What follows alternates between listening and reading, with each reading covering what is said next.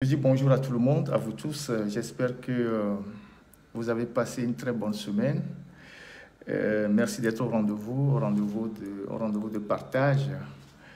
Je salue tous ceux qui prennent la peine de prendre de leur après-midi pour me suivre chaque dimanche. J'espère que vous êtes en bonne santé. Je vous souhaite tout le meilleur. Je salue aussi tous nos détracteurs. Il y en a plein qui viennent aussi suivre. Ils sont obligés de venir me suivre. Même si moi je ne le suis pas, ils sont obligés de venir me suivre parce qu'ils doivent rapporter et faire la contre-attaque. Je les salue. Ils sont aussi en ligne, ils viennent avec des faux comptes. Et à la fin, bon voilà, il y a ceux qui passent les coups de fil à leurs proches pour dire « Ah oui, voilà, je t'ai vu dans le direct de Ferdinand ».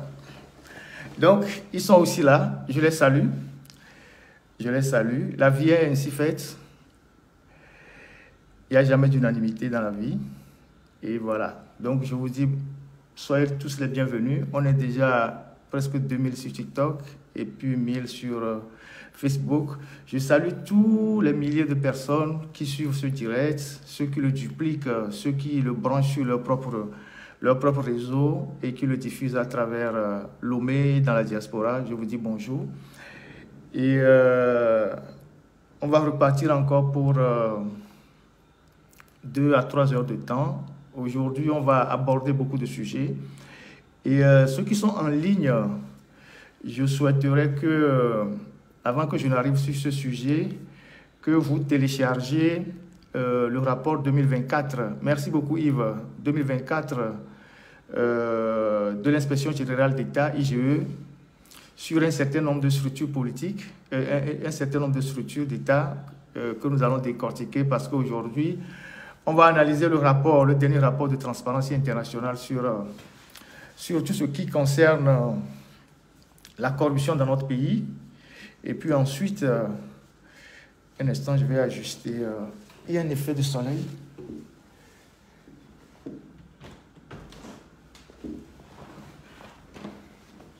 Je ne sais pas si c'est bon maintenant. Non, c'est pas bon. Il y a un effet de soleil. Un instant.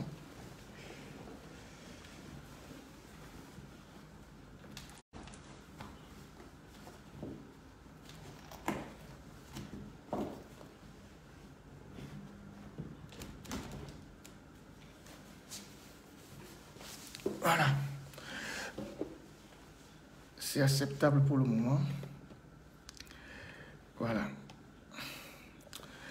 Je me mets comme ça. Je pense que ce serait mieux. Voilà. Donc, bonjour à tous ceux qui sont branchés. Comme je le disais tantôt, je souhaite la bienvenue à vous tous. Ceux qui viennent nous suivre ici, qui sont nos admirateurs, ceux qui sont aussi nos détracteurs, qui sont aussi en ligne, qui viennent nous suivre à travers des faux comptes, qui après, il s'agit... Bonjour Albert, bonjour. J'espère que ça va bien dans le froid au Canada. Et après, ils s'agitent, ils vont pondre des inepties avec des faux comptes. Ils ne sont même pas suffisamment courageux. Un homme, quand ça parle à visage découvert. Ça ne se cache pas sur des faux comptes pour insulter son prochain. Je les salue aussi. Ils sont aussi en ligne. Ce n'est pas des courageux, c'est des faiblards, c'est des poules mouillées qui ne sont pas capables d'assumer ce qu'ils racontent sur leurs frères. Et donc, ils vont trouver des faux noms sur lesquels ils écrivent n'importe quoi. Je les salue aussi. Ils sont en ligne. Ils sont obligés de venir me suivre. Moi, je ne suis pas obligé de les suivre. Donc, ils sont obligés de venir me suivre. Ça veut dire que l'instant présent est un instant... vous savez, pour faire un peu l'allégorie, quand le prêtre, ou je ne sais pas, le pasteur, il célèbre son culte ou la messe, Satan aussi n'est pas loin, il est à côté pour venir suivre.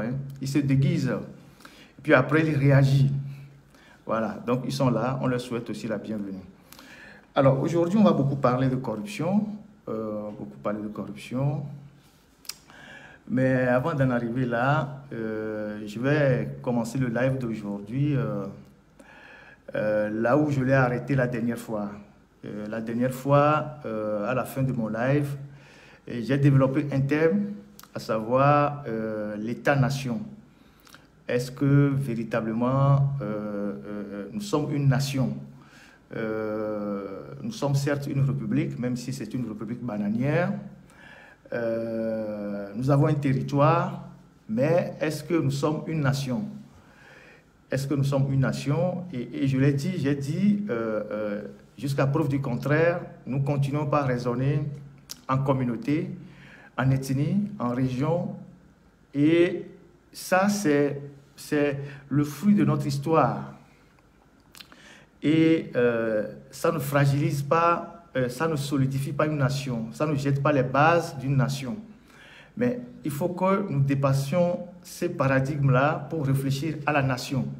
La nation, c'est l'ensemble des communautés qui sont sur un territoire et qui ont une communauté de destin. Et on voit bien que dans beaucoup de pays aujourd'hui, même la nation est très fragile, même l'embryon de nation est remis en cause. Tous ceux qui suivent le débat au Cameroun ces temps-ci, ils voient comment est-ce que la question ethnique revient au devant de l'actualité. Il y a des gens même qui appellent à génocider certaines ethnies. En Côte d'Ivoire, on sait aussi que Ouattara a beaucoup bossé sur le plan des infrastructures de développement, mais il n'a pas réussi à bâtir véritablement une nation.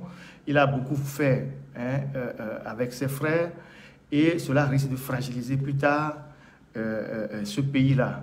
C'est le défi auquel nous sommes confrontés, y compris les hommes politiques qui doivent demain prendre la relève de nos pays.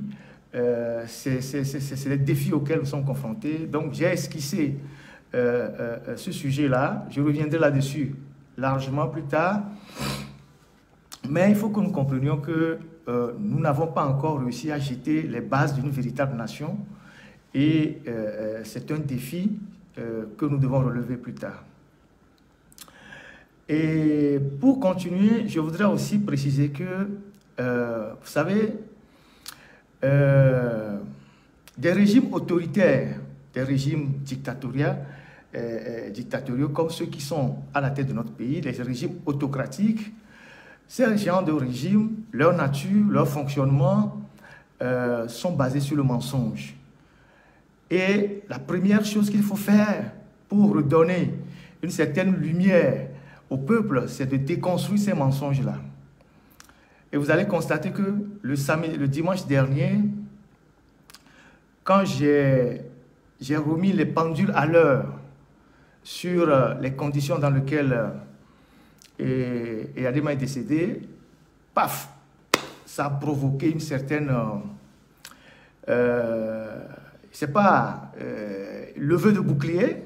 Vous avez vu sur les réseaux sociaux, les gens sont sortis de partout. Ce sont des gens qui étaient en mission pour dire oui, pourquoi il dit ça, ça intéresse qui? C'est la première étape de la libération d'un pays. C'est un véritable tollé, effectivement. Parce que la dictature n'aime pas qu'on les déshabille. Je signale le compte sur Facebook. Les dictateurs n'aiment pas qu'on les déshabille. Qu'on les réduise, merci beaucoup Difa, qu'on les réduise à leur c'est pas, à leur simple expression. Donc, ce travail de mémoire, c'est un travail de mémoire que nous devons faire. Il y a beaucoup de jeunes aujourd'hui qui ont à peine 20 ans. Ils ne savent pas que Forum, prenant le pouvoir en 2005, il y a eu 1500 morts. Au minimum. Ils ne savent pas. Ils vont lui donner la communion sans confession. Ils ne savent pas qu'en 2005, on a massacré des gens pour que quelqu'un puisse prendre le pouvoir. C'est notre histoire. Il faut le leur rappeler. Il y a des gens qui ne savent pas que Eyadema a tué des gens dans des familles où il a pris des femmes. Ils ne savent pas. Depuis, il y a eu des assassinats, depuis même son propre village, à Pia, un peu partout, tout ça. Les gens ne savent pas ça. Donc, il faut qu'on rafraîchisse la mémoire des gens. Ça fait partie de l'histoire de notre pays. C'est normal que ça fait mal. Ça fait mal à ceux qui sont là et qui cherchent à ce que ce soit une autre version qui soit servie. La version du mensonge. Le mensonge. C'est tout ça qu'il faut décortiquer. Et dans ce travail de mémoire-là, on va le faire. De temps en temps, je poste certains articles, certaines photos de Sylvanus plutôt sur ma page Facebook, ça étonne des gens. Parce qu'on a passé le temps à dire à certaines communautés que Sylvanus les haïssait. Alors que Sylvanus a même dormi dans leur village, a dormi dans leur localité, à travers toutes les tournées, les 2 tournées qu'il a organisées sur l'ensemble du territoire, de 1961 à 1962. Il a dormi même dans des villages de certaines personnes, mais ils ne le savent pas. Parce que les gens ont tenté d'effacer ça dans les archives. Ils ont tenté d'effacer ça dans les archives pour nourrir leur propre narratif de manipulation. Donc, nous avons l'obligation de ramener tout ça et de rafraîchir la mémoire du peuple par rapport aux mensonges qu'on a servis pendant des années. Donc, de temps en temps, quand je trouve je trouve dans mes recherches, ou parfois quand je trouve avec monsieur Visionnaire TG des images de Sylvanus, je les poste sur ma page sans commentaire pour rappeler aux uns aux autres que sur plusieurs aspects, on vous a menti, on vous a trompé, on vous a dit des bêtises pour légitimer une politique, pour légitimer une action. On vous a raconté des histoires. Donc, ce travail de mémoire-là, nous devons le faire. Malheureusement, ceux qui n'ont pas fait de grandes études ne comprennent pas ça.